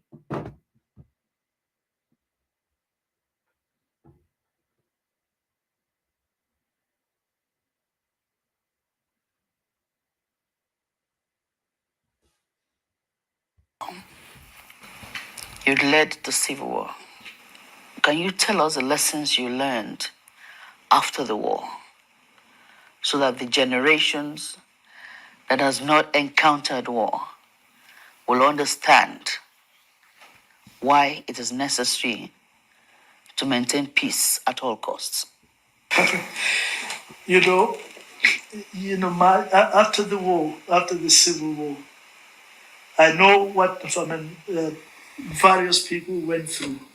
Now, honestly, war is not something that you wanted to do.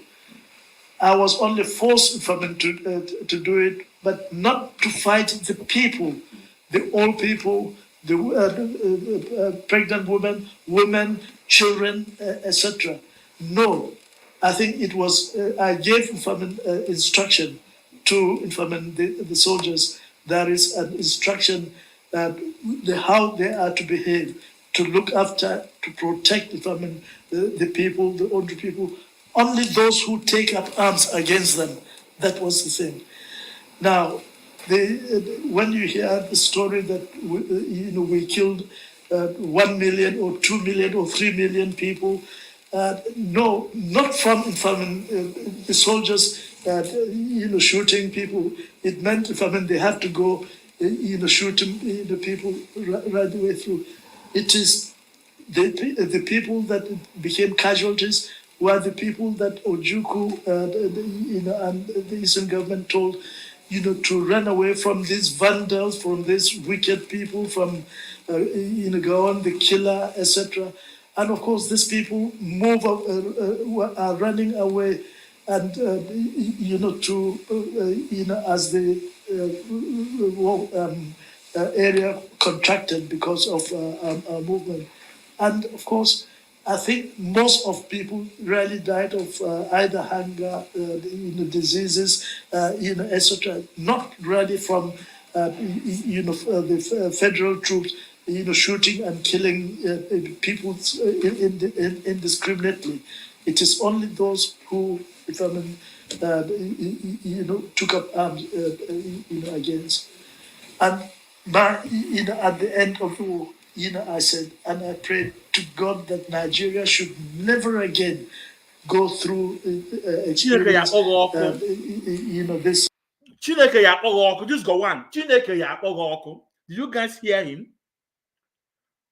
That during the war, that he told the soldiers that the soldiers did not kill civilians. That it was as a result of people escaping, running away from the soldiers. And some people die out of sickness and diseases. It's not that Nigerian soldier is shooting them. Okay? How about Asaba massacre? How about Asaba massacre? What happened to Asaba massacre? Who massacred them? Can they Bundi Madden Asaba massacre? I just want to use that one as a starting point. How about Asaba massacre? Chineke ya nwoke ọkụ. Chineke ya akpọghị ọkụ. God knows the reason why he keep you alive. Chineke ma the reason why he keep you alive. We are denying that Nigeria did not buy civilians. Do you know how many massacres in Igbo land? Even in coastal region, our brethren, Nigerian soldiers use Biafra camouflage to massacre people in Shekiri, in Ijoland, in Kalabari, left their women, and they thought it was Biafra, and that's why most of them are angry about us today. Who do all those atrocities? How about the massacre, even in Enugu, in Iguacha, Asaba? Biafra, please, I want to repeat this place again. I want you guys to listen. So that the generations that has not encountered war will understand why it is necessary to maintain peace at all costs. After the war, after the Civil War, I know what various people went through. Now, honestly, war is not something that you wanted to do. I was only forced to do it, but not to fight the people, the old people. He was forced to do it. Who? Tell us. Who forced you to go to the war? That tells you people what I'm saying. That he came from overseas. He came from abroad. He came from abroad, from UK, from America. They engineered those measures, and these measures fighting with their full heart just to keep the country going. Just to keep the country going. They don't know the plan of British government.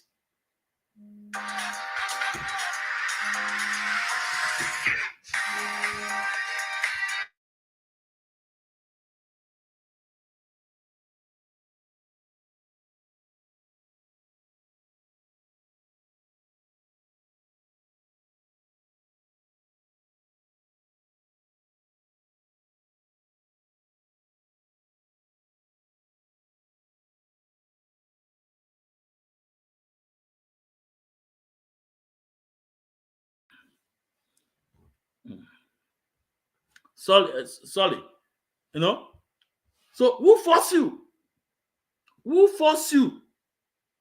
I told you guys that pretend play the good, the bad, the ugly. Just because of oil. All those is because of oil. It's because of oil. They discovered in 1956 and they spread in 1958 that they planned this evil in Nigeria. And we started eyeing ourselves. Let's continue listening to him. And he did not tell us who forced him to the war. Okay. The pregnant women, children, etc. No, I think it was, I gave instruction to the soldiers. There is an instruction how they are to behave, to look after, to protect the people, the older people. Only those who take up arms against them. That was the thing. Una hear him? He said he gave instruction to soldiers to protect the women, the children. It was only the people that take up arms they should fight with. But I asked this man, how about Asaba massacre?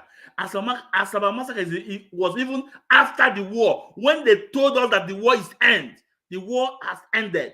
They gathered these men, these young men, and wiped them out. And when the soldiers they are going, they take some of the Asaba women to the north. That's why that Miriam Babangida, you will start hearing about it. They take it from this man, Bombo Sukwe. And this man is here to tell us that he gave instruction to the soldiers not to touch the men, the women and children. Let's listen. Now, when you hear the story that we killed 1 million or 2 million or 3 million people, no, not from the soldiers, shooting people. It meant they have to go, shooting the people right the way through. It is the people that became casualties were the people that Ojukwu, and the Eastern government told, to run away from these vandals, from these wicked people, from, Gawon, the killer, etc. And of course, these people are running away, and as the area contracted because of our movement. And of course, I think most of people really died of either hunger, diseases, etc. Not really from, the federal troops, shooting and killing people indiscriminately. It is only those who, took up arms, against. And at the end of the war, I said, and I prayed to God that Nigeria should never again go through experience, this sort of carnage. So do you think Please hit the like button because they are attacking the program. Hit the like button, please. Just hit your like button, hit your like button, hit your like button, your love. show some love and share the program. You know, you can see old man lying, that it was not Nigerian soldier that killed those people. It was as a result of hunger and starvation and sickness. This man, God knows why he keep him alive, for him to see his atrocity before his death. Can't say by your the massacre that go around Igbo land, killing of children, killing of our women, killing of innocent men that don't have arms. I tell you, invite this wounded civilian. Can tell your team Bodombo, let me destroy. And I tell wounded civilian, if you want a debate, let him come up. Tell him, let him come up with fact and figure. Not a gossip. This program, I believe you guys have learned something, have taken something home. But before we go, I want to play a video of our own Ijaw brother from Nembe. I want to play a video from an Ijaw man. I want you guys to listen from an Ijaw man. Invite the civilian to come here to listen. Invite him. I want you guys to listen from an Ijaw man.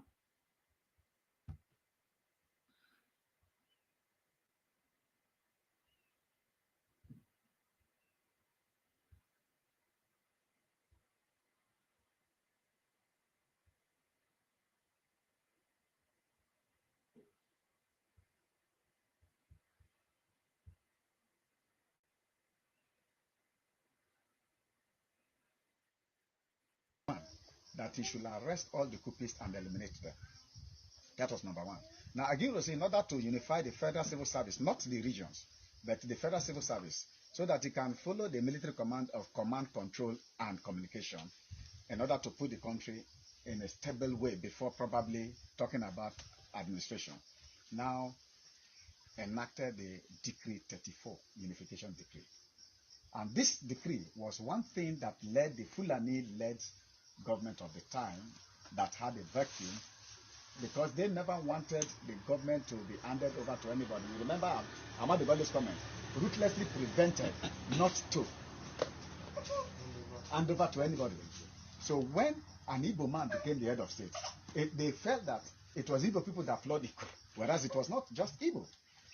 And now Igbo man became the head of state. They get furious. And he now unifying with that unification decree. They forgot to know that he was not unifying the regions. It was only unifying the federal civil service. But they asked him to withdraw that unification decree.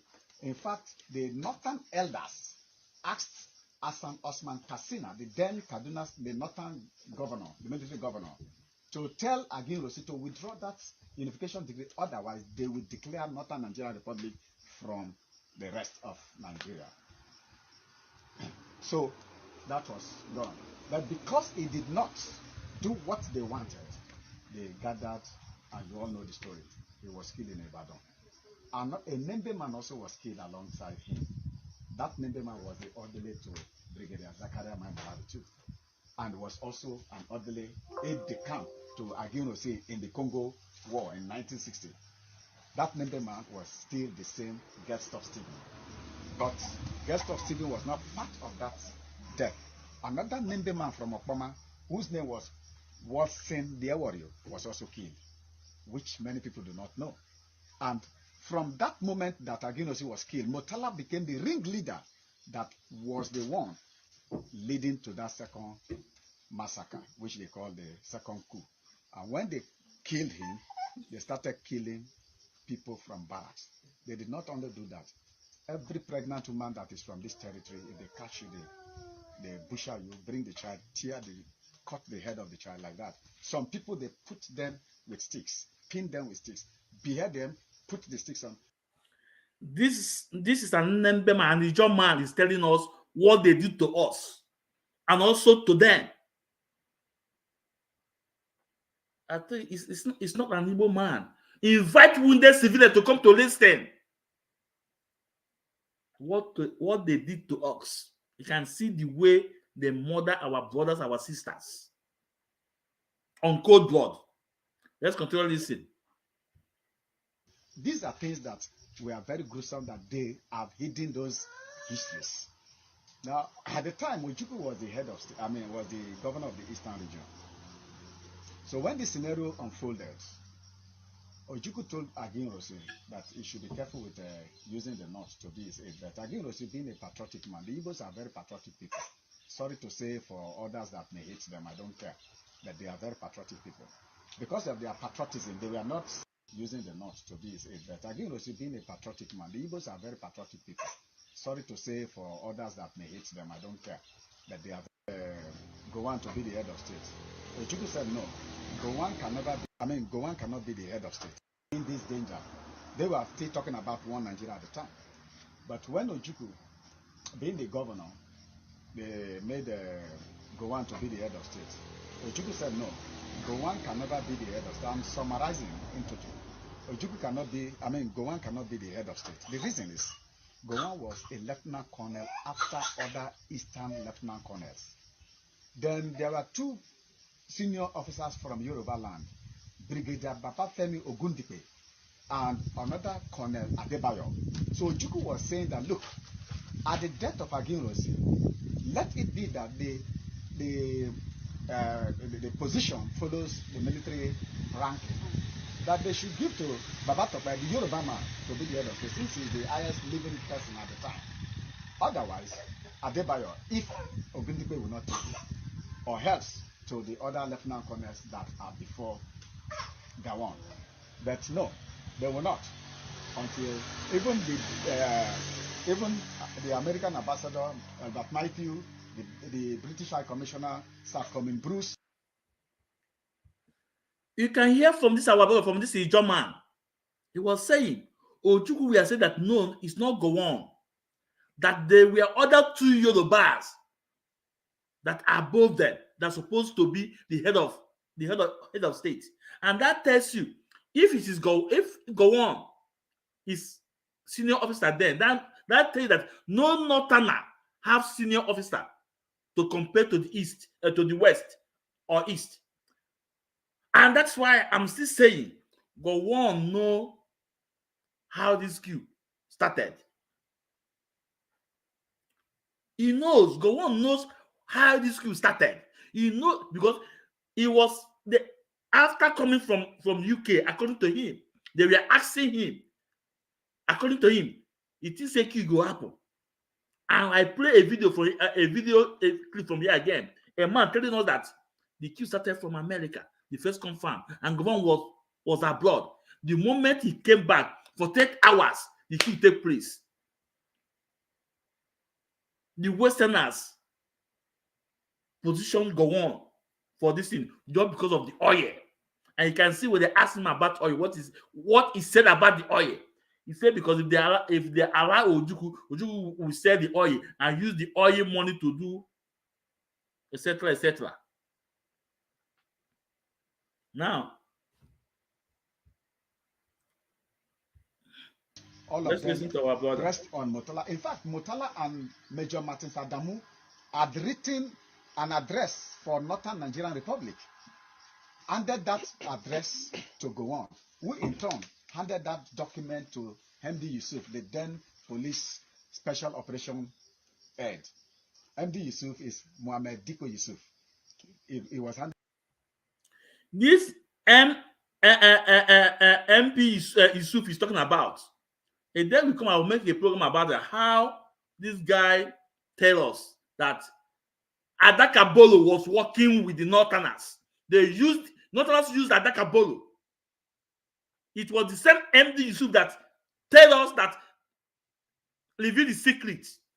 But he was a policeman in work. He was the Northerners. After that, his own brother David tell us that Adakabolo was working with the North.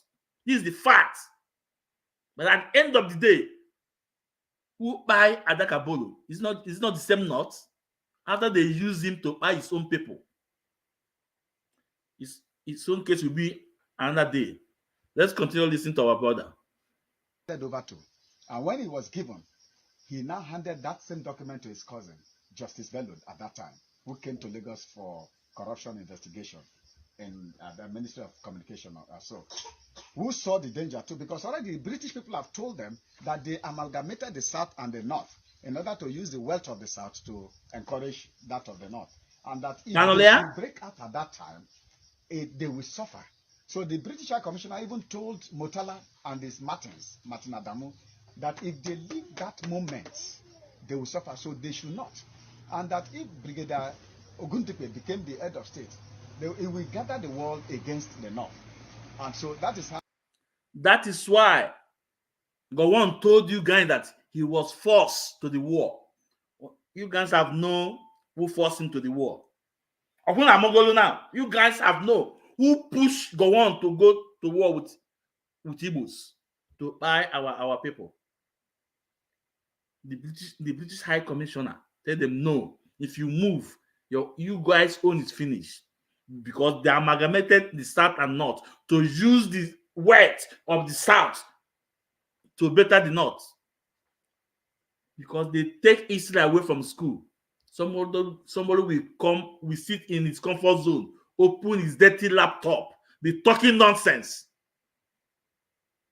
I said, bring wounded civilian here, can tell your team bodombo with fact and figures. Let's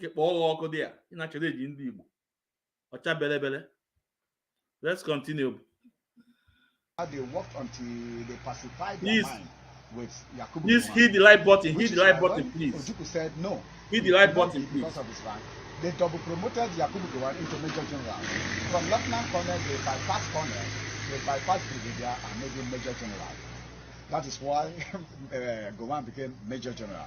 Now, with this contest between the Eastern governor and that of the federal government, led to the Ghanaian president of that time, the Ghanaian military head of state, Lieutenant General Joseph Ankara, to invite Ojukwu and his team and that of the federal government to Aburi.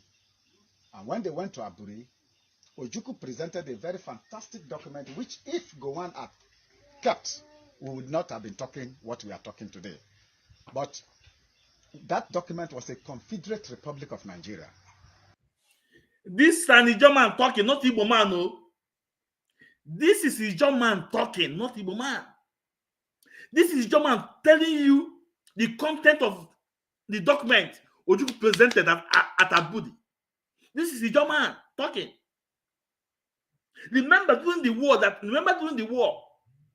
when they look at Biafra outstanding Nigeria, before Britain go and seek help for Nigeria, they came to Ojukwu, tell him, let's talk about the oil. And Ojukwu told them, the oil belong to the people. That the oil belong to the people. Then after the war, he can come back and negotiate with the people. It's not him. But they went back to go on again to give him the support. And that is why they come through the Cameroon and concede a portion of big land to Cameroon, Bakassi Peninsula to Cameroon. So between these people and us, your brothers who love you, they came to Ojukwu. Ojukwu said no, that the resources belong to the people. And because of that resources, they give some ethnicity, some tribe away to another country. When they tell you about Igbo man, hey, we saw jumping. Anything Igbo man on a balance. What the reason why Nigeria is like this is as a result of what Nigeria has done for Igbo people. They are facing the calamity. Let's listen to our brother. You go back and study what Confederate Republic is. Because of time, I will not be able to go into that details. So when they returned back, Ojukwu told Gowon that if Gowon will come and implement that document, he can now work with him. Gowon even stood up and embraced him. They were all camaraderie there. When they returned back, Ojukwu, because of that, felt that he has gone to make peace, right? Yeah. So he now announced to the Eastern regional people, those who escaped from the north, that he has made peace so they can go back to their areas of where they survived. Unfortunately for those who listened to him, when they went back to their areas in the north, a month later, they were massacred. Ojukwu died without guilt. Ojukwu died without guilt. Our father died without guilt. And when that happened, a Nembe people, the Nembe Ezon man, my own king, Mingiten, now called Ojukwu, in Port Harcourt, the king of Nembe, His Royal Majesty Osamade Francis Joseph Alagwa, Mingiten of Nembe, called Ojukwu to Port Harcourt. They met in Port Harcourt. And it was the Mingiten of Nembe that told him, you've done your best. That we thought, because Gowon, when he returned back, the federal government, BBC now made another recalcitrant publication or broadcast that the three governors and the head of state has bowed down to Ojukwu. So when they made that statement, it now made the northern elders call for Gowon, asked him what document did he go to sign. When they showed him, because they have been schooled by the British people, when he showed them rather, they say no, you have to withdraw from some document, go back to one Nigeria. So out of that, Gowon went to the public in his public address, said he cannot stand by that Aburi Accord. That now they hear the truth. Nigeria. So Ojukwu on his part said no, on Aburi we stand. And because it became an impromptu thing, and at the point in time, they were still killing our people. They were massacring our people, even putting them in vehicles down to Port Harcourt, down to Odecha, down to Umuahia, down to Aba. That is what they were doing. They had the free will. And because Gowon cannot stop them, which is the reason the Mingitan of Nembe now met Ojukwu. And I want to get to listen. No, listen. Listen to go on. What Aburi meant. And from Ojukwu, he says, on Aburi we stand. And I say, from Aburi you will fall. So you see? That was probably from Ojukwu. From Ojukwu, he says, on Aburi we stand. And I say, from Aburi you will fall. This is Mazi Ezumezu. When I say things, I bring evidence for you. I bring the fact for you. This is what that our brother said. This our Ijo brother. Ojukwu stand on Abudi. We stand. And this annual of your Koko, tell him on Abudi you will fall. That you cannot use Abudi to intimidate them or hear them to his own desire. Let's continue listening to our brother. I have no time. Because I will. Called this extrusion of the southern part into the sea, Biafra. The Portuguese called that area Biafra, although Biafra existed long before them. Are you understanding? Yes. But in the modern nomenclature of this territory, which is why if you look at the old Nigerian map, from Bayelsa down to the east to Akwa Ibom, we have this as part of Biafra. Then from Bayelsa to the west, we have Bat of Benin. Then the old water is called the Gulf of Guinea. So because our king felt that the Bat of Biafra involves his own kingdom, and to be an all-inclusive thing, he took it to Ojukwu and said, look, Gowon cannot protect us anymore. So use this name and call the eastern region, which includes us, as Biafra, to be a country of our own away from Nigeria. But let us, that is one thing we have to mention here clearly. I'm mentioning this so that our Igbo cousins too will understand. Ojukwu did not wake up to just declare it, because he's a very trained historian and a senior military officer. So he asked my king, did you discuss this with your coastal elders? That's number one. Two, he told me to understand. Ojukwu did not wake up to just declare it, because he's a very trained historian and a senior military officer. Now listen. So he asked my king, who that civil that you listen? did you take a ball there? Ojukwu did not wake up to just declare it, because he's a very trained historian and a senior military officer. That Ojukwu did not wake up to declare Biafra. The people, the kings, called him, said, no, we have done your best. It's time we go. We have to go. Let's complete it. So he asked my king, did you discuss this with your coastal elders? That's number one. Two, he told them that if he declares, the Nigerian side will wage war because one, it was an impromptu thing that we never planned for. And war. that we have not even done international consultation. We don't even have money. But because when you see... Una hear am? This Nigerian man, I tell you this thing so. Even when they call Ojukwu, when the king, when they call and say, no, it's time we go. Ojukwu say, have you discussed with your people? And again, we not plan this war. We not get money to fight this war. They say, go. The people tell Ojukwu to go, mostly from the coastal area. It was even Frank Opigo that gave that name Biafra. Through that meeting, the king called. But the same coastal border, they are keeping quiet.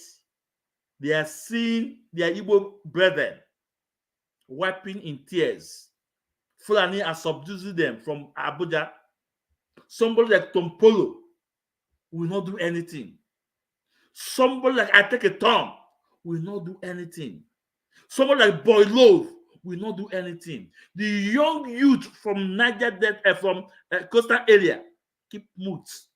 Ike crack, cover them. But they are the ones that push us. We love everybody. All we know that Biafra will come. Mazi Nankana is coming out soon. On this note, I will tell you guys, good night. Send this video to wounded civilian. Tell him that I challenge him for a debate. Let him come up for a debate with facts and figures. Anyway, tell him let him come up. I greet you, the hard calls. Please share the program and like the program. Thank you. Bye-bye.